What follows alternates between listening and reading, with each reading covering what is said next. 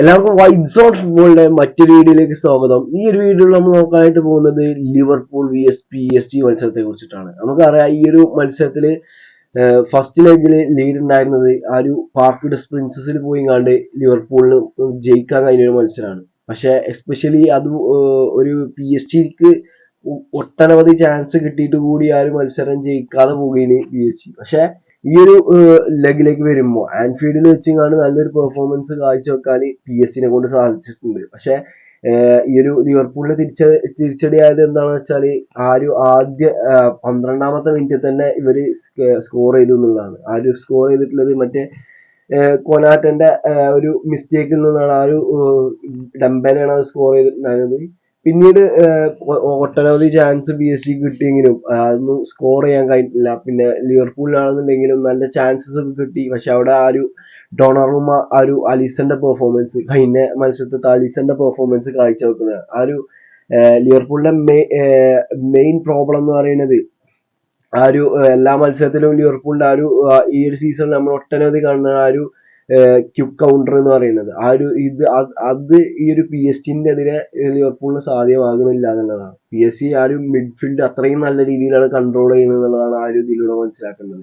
ആ ഒരു PSG midfield കടന്നു പോകാൻ ഈ ഒരു ലിവർപൂളിന്റെ അറ്റാക്കിങ്ങിന് കഴിയണില്ല എന്നുള്ളത് തന്നെയാണ്. ആ ഒരു 90 മിനിറ്റ് കഴിയുമ്പോൾ 1-1 ആണ് രണ്ട് ലെഗിലും അവിടെ അവസാനിച്ചിട്ടുണ്ടായിരുന്നത്. പിന്നെ പെനാൾട്ടിയിലേക്ക് വരികയാണെന്നുണ്ടെങ്കിൽ ആ ഒരു പെനാൾട്ടി എന്താപ്പോ ഫസ്റ്റ് അടിച്ചത് സല ആയിരുന്നു ലിവർപൂളിന് വേണ്ടി. അത് നല്ല രീതിയിൽ തന്നെ സല സ്കോർ ചെയ്തു. അതുപോലെ തന്നെ PSG ആണെന്നുണ്ടെങ്കിലും ഒരൊറ്റ പെനാൾട്ടി പോലും മിസ്സായിട്ടില്ല. അതിനുശേഷം ഡാർവിൻ ന്യൂനസ് ആണ് അടിച്ചിട്ടുണ്ടായിരുന്നത്. ന്യൂനസ് മിസ്സാക്കി. അതിനുശേഷം സ്റ്റോൺസ് ആണ് തോന്നുന്നു ആ മൂപ്പരാണ് അടിച്ചിട്ടുണ്ടായിരുന്നത്. അതും മിസ്സാക്കി. അങ്ങനെ രണ്ട് പെനാൾട്ടി അടുപ്പിച്ച് PSG തടുത്തിട്ടു എന്ന് വേണമെങ്കിൽ പറയാം. ആ രണ്ടും സേവ്ഡ് ആണ് പെനാൾട്ടി. ആ രണ്ടും ഡൊണാറുമ്മ സേവ് ചെയ്താണ്.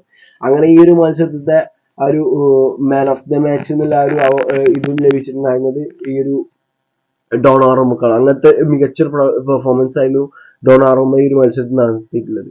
അപ്പോൾ ഇതിൽ നിന്ന് നമ്മൾ മനസ്സിലാക്കേണ്ട സംഭവം എന്താണെന്ന് വെച്ചാല് ഈ ഒരു സീസണിന്റെ തുടക്കത്തിൽ നമ്മൾ കണ്ടാണ് ആ ഒരു പുതിയ ഫോർമാറ്റ് വന്നു, UCL പുതിയ ഫോർമാറ്റ് വന്ന്, അങ്ങനെ കുറെ സംഭവങ്ങൾ. അങ്ങനെ UCL പുതിയ ഫോർമാറ്റിൽ 8 കളി എല്ലാ ടീംസും കളിച്ചു കഴിഞ്ഞപ്പോൾ ഒന്നാം സ്ഥാനത്ത് എത്തിയത് ലിവർപൂളാണ്. ആ ലിവർപൂൾ റൗണ്ട് ഓഫ് 16 തന്നെ പുറത്തു പോണ കാഴ്ചയാണ് കണ്ടത്. അപ്പോൾ ഈ ഒരു ഗ്രൂപ്പ് സ്റ്റേജ് എന്ന് പറയുന്നത് ഇതിന്റെ ഒന്നും ഒരു അടിത്തറയല്ല എന്നുള്ളതാണ്.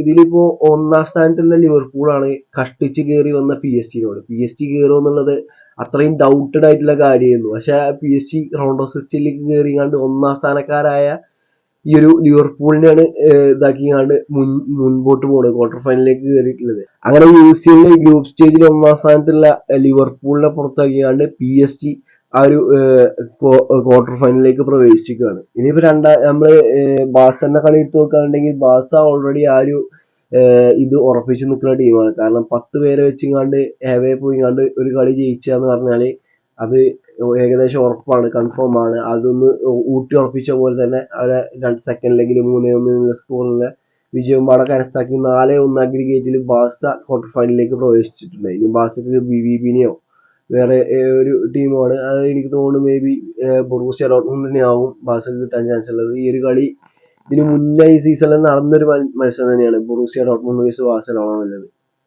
മേ ബി ചിലപ്പോ ബൊറൂസിയ ഡോട്ട്മുണ്ട് ആവില്ല, ലില്ലിനാവും കിട്ടുക.